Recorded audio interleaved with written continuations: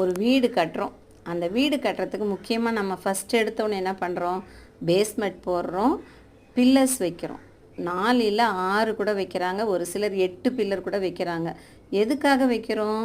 அந்த வீடு எந்த ஒரு இயற்கை இடர்பாடுகள், வெள்ளம், இடி, மின்னல் எதையுமே தாங்கி நிற்கிறதுக்காக தான் அந்த பில்லர்ஸ் போட்டு அது மேலே நம்ம வீடை கட்டுறோம்.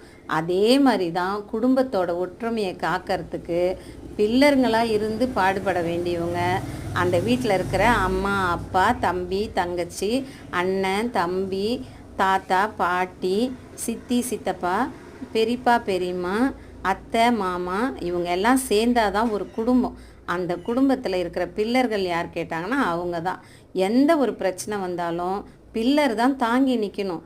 எது வந்தாலும் பேசி முடிவு பண்ணி, எங்களுக்குள்ளே எந்த பிரச்சனையுமே இல்லையேப்பா, நாங்கள் நல்லா தானே இருக்கிறோம், நீங்களும் இதே மாதிரி ஒத்துமையாக இருக்கணும்ப்பா குடும்பத்தில்னு சொல்லி குழந்தைங்களுக்கு சொல்லி கொடுத்து வளர்த்தாதான் அவங்களும் ஒத்துமையாக இருப்பாங்க, நம்ம குடும்பமும் ஒத்துமையாக இருக்கும், நாமளும் அவங்களுக்கு எடுத்துக்காட்டாக இருப்போம்.